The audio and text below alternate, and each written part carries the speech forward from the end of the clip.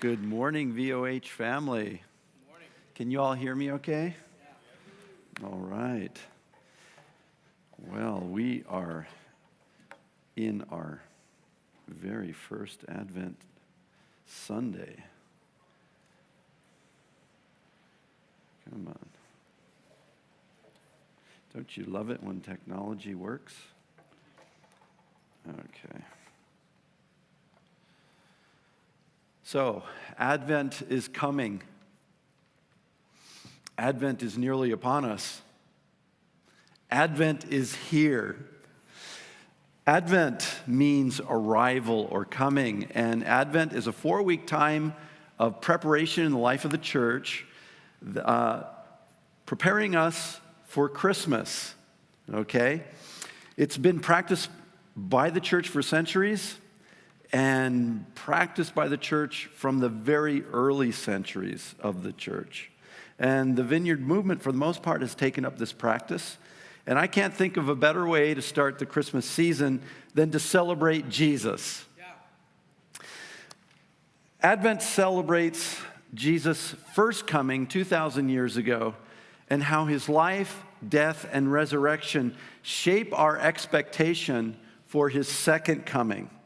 We've got so much to experience now because of his coming, and so much more to experience in the future. The prophet Isaiah spoke centuries before Jesus' birth, and in Isaiah 7:14, Isaiah said this: "The virgin will conceive and give birth to a son, and will call him Emmanuel." Emmanuel is Hebrew. It means God with us. And for me, Advent is a time of joy. It brings me joy to walk with Jesus, God with us, and to reflect on what he's done for me and what he's done for the entire world in his first coming through his life, death, and resurrection. And Advent brings me joy because all around me are people who are experiencing the Spirit-filled joy of Christmas, even though they don't know Jesus yet, but they feel it. It's a time when our family, friends, and neighbors who don't know Jesus yet are more open to him. It's such a wonderful time, and Advent brings me joy because of the special time I get to spend with my family, with my children, my grandchildren, eating our traditional Christmas foods and carrying on our Christmas tradition. It's a time of deep gratitude to Jesus for the way he's enriched my life by the salvation he's brought me and by his ongoing daily presence with me. But Advent also comes in a time of pain. The world is not right. Most of us know people who are suffering. Most of us know people who are hurting. And maybe you're the one hurting today. Many of us feel an ache, a longing of things in the world being incredibly wrong. And Advent is a season in which we are longing, looking, and waiting for God to act.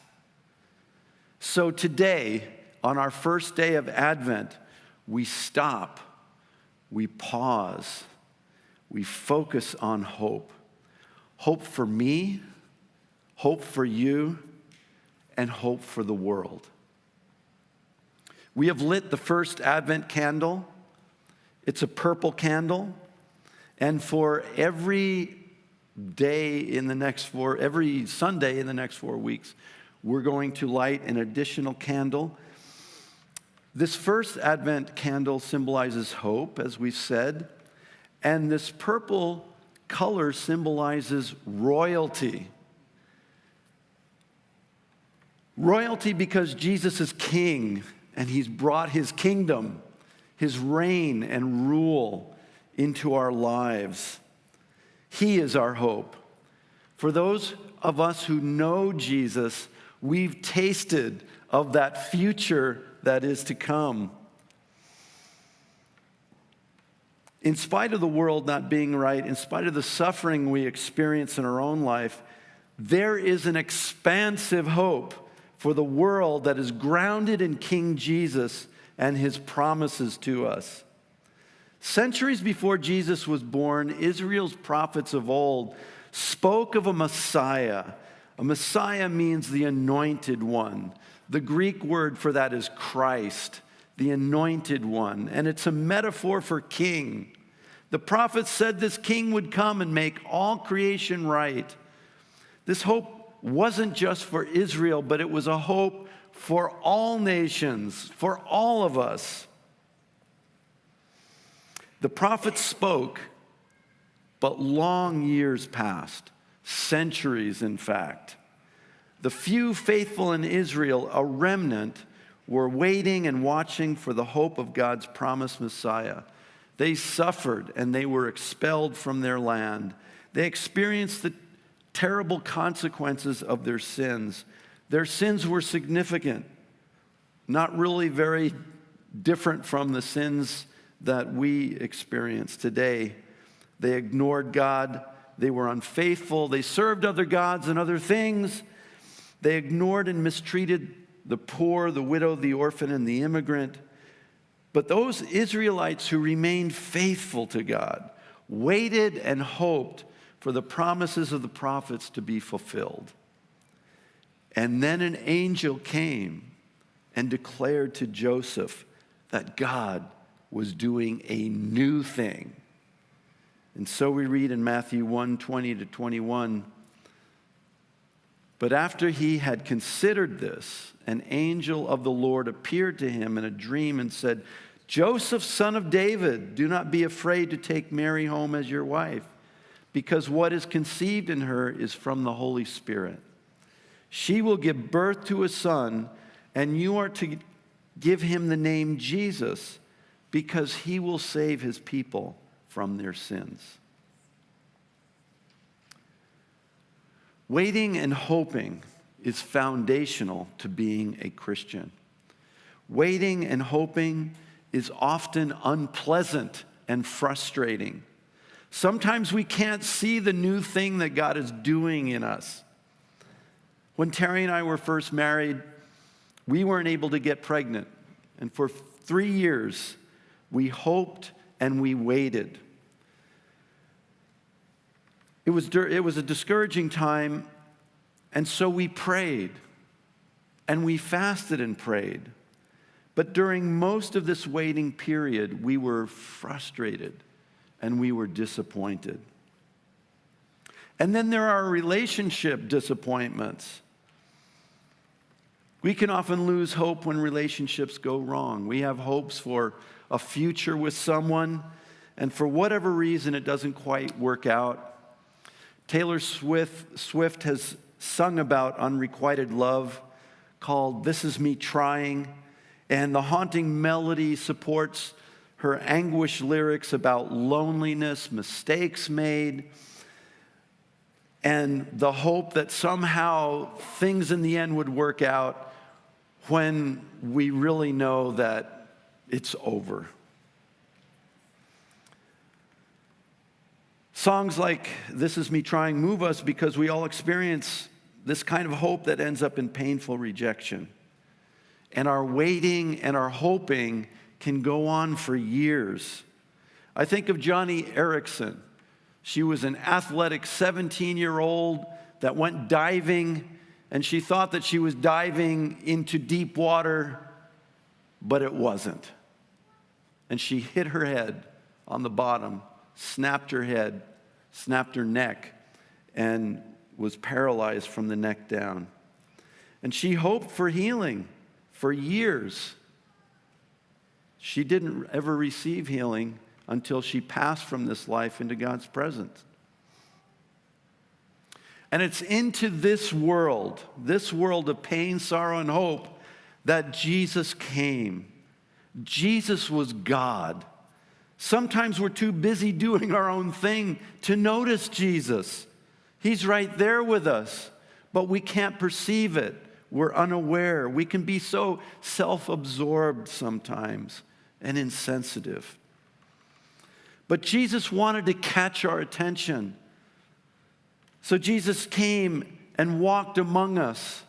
And Jesus He came to walk among us so he could grab us by the shoulders and say, hey, look, I'm here. I love you. I really love you. And I want to lift you out of this hopeless mess, and I want to do a new thing in your life. And not only that, I'm going to make you a beacon of hope for all those around you. What is the hope and the longing that you're praying for? What is the hope and the longing that you actually haven't started praying for yet? Or maybe there's something that you have lost hope for, something that makes you feel sad.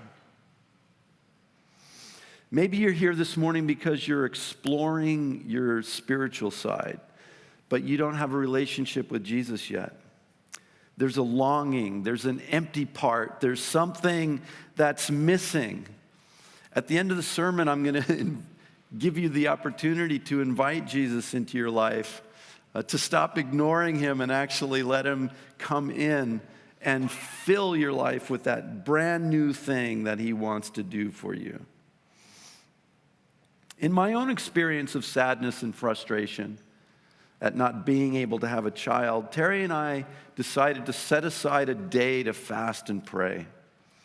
We were asking God if we should delay moving to the Middle East to minister to Iranians displaced by war and displaced by their oppressive government. But delaying our move until we resolved this issue of childlessness could have taken a long time, could have taken many years. And during our time fasting and praying, God spoke to Terry and me separately, and he told us, just be at peace. Just trust me and go ahead and go. So we dove into our plans to move to the Middle East, and 4 months later, we were there. 2 months before we left, we found out Terry was pregnant with our daughter, Carissa. Now, I realize that God sometimes has different plans for some people experiencing childlessness, and he provides for them a hope and a plan that takes a different path. For Johnny Erickson, she was never healed in this life, but God gave her an international impact through her teaching ministry and her testimony. God brought hope through Johnny to all kinds of people, but especially to those with disabilities. Christian hope is not about things around us getting better in this life. Christian hope is about resurrection. We need a different slide there. It's that God is the God who raises the dead and gives life.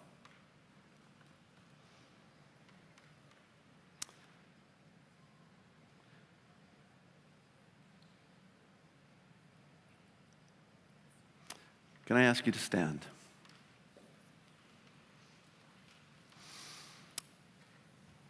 So I want to ask you a question. So what are your hopes? What are your longings? Your frustrations? What are those things that you have lost hope for? I want you to just process this with God right now. Jesus came to bring you hope and to bring you new life. As we have the worship team and the prayer team come up, by way of application, I want to encourage you to turn to God in prayer.